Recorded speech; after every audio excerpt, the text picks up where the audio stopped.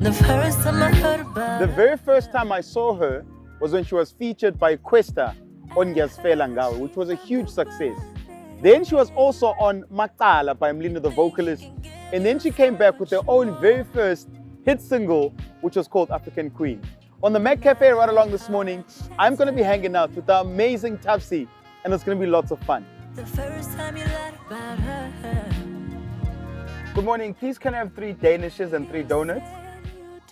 Thank you so much. Now you just don't know.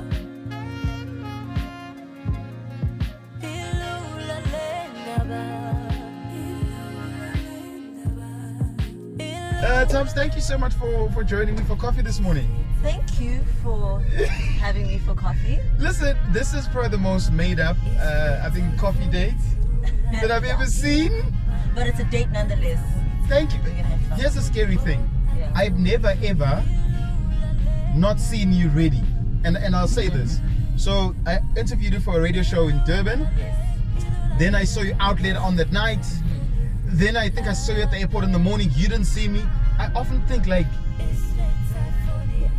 how are you always ready for the camera, for the moment? I think it just stems from me actually always wanting to look good. This is prior to me even joining the industry. I was always that girl. Like, had to look done up. Modeler. Modeler. Actually, funny enough, when I was a child, I wanted to become a model, and I think it really stems from that. I can see it. Yes, I wanted to become a model. I just didn't grow. I just stopped growing. Oh, you want? Oh, so you're just waiting for the height. I was waiting for the height, and it never kicked in. So I was like, oh, I'll just become a model, for the streets. Yeah. Yeah. Also, another thing, I don't know why I always thought you were from Durban. So maybe because you're comfortable, maybe because I know friends that you know that are in Durban. Yes. I always thought you were from Durban. Well, my parents are from KZN, so and I spent a lot of time in Durban growing up. But I was actually born and raised in Cape Town. So You were born and raised in Cape Town. Yes, sir. I'm a Cape Town. Like, when did you move to Joburg, and why did you move to Joburg initially? Was it for music or was it for something else? I moved for independence, so right after matric, I decided to come up here for varsity. Oh, Just to be wild and show and do your thing. Yeah, and I came from a very small town in Cape Town, and I thought to myself, Joburg. Are your parents quite strict? Exactly, not at all. Is it? I mean, they are parents, but they're not open. So you had freedom, per se. Yeah, they allowed me to go and spread my wings. They just didn't know how wild you are when you're out there. They didn't know how I was going to get. And they didn't know that I was going to waste my degree and do music. Listen, what did you study?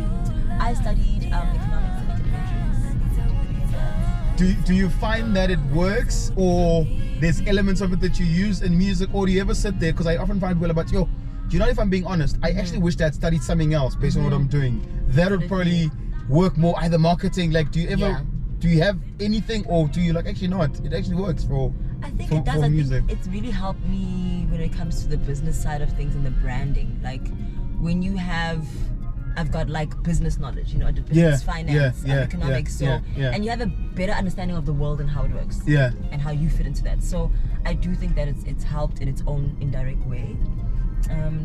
Speak to me about 1 million followers. First of all, congratulations. Lalela. No, Lelel. So I think the amazing thing about getting to 1 million followers is that I often speak to press, but we love the radio, we love the TV. Yeah. But you've got to engage more, create more content. Explain how you are so consistent with content, and where you find the time, and also how difficult it is to create content. Yeah, people nyata that thing, it's hectic. But let me tell you, COVID was my blessing in disguise when it came to creating content. Okay. I wasn't Sophia, because we had 1 million followers. See what you did there, yeah.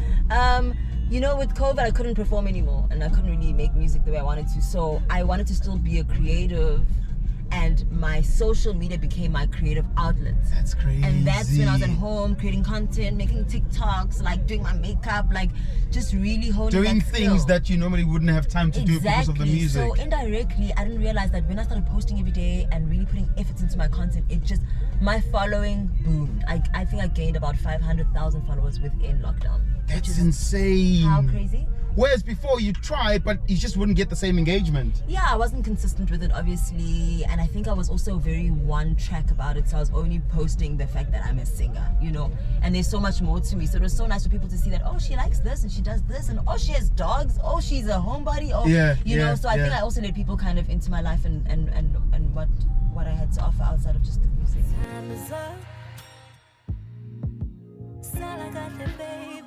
Speak to me about navigating through this fame and being a celebrity, because I often find that artists come in here for the music or for the art. Definitely. But obviously in South Africa, it's almost the same thing. The music and the art and the fame. It's all kind of overlaps. Yes.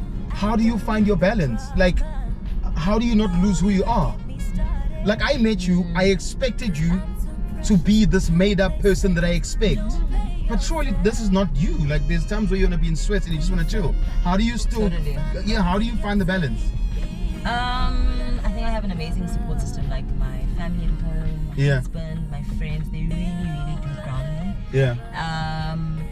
But also, I don't think a lot of people don't realize that, like, we aren't really different. I'm more or less the same person. I may be the girl in sweats, but I look good in sweats. You understand? Yeah. But I really am me. I think it also goes back to, I remember when I had to decide what my artist name would be. Yeah. And we were all throwing around all these names, and I said, no, I'm gonna be Thabsie because that's who I am. That's who I really am. Yeah. I don't want there to be a separation from the music and who I am. I mean, we're all different at work. We don't go to work the way we are at home, of course. And this is also work for me. So I do kind of like switch it up a bit, but I'm, the crux of it all is that I'm still the same person, so I don't feel the need to escape from it.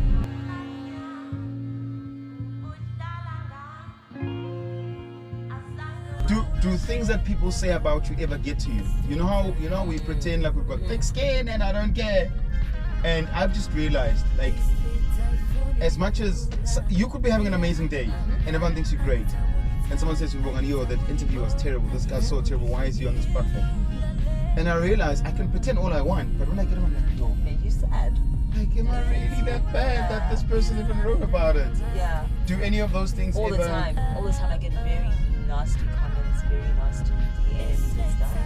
I have now done this thing where I type it in. So I type it out and I'm angry and I'm responding to you. No. And then I count okay, I see what you mean. So I've done it and then I delete it. And then it actually makes me feel better. So that's kind of what I do.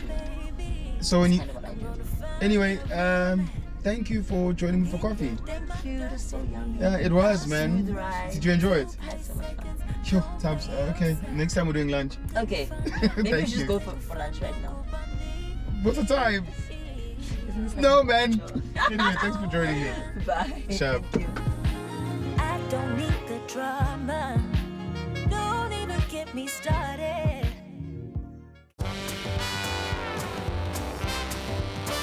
McCafe. Great coffee.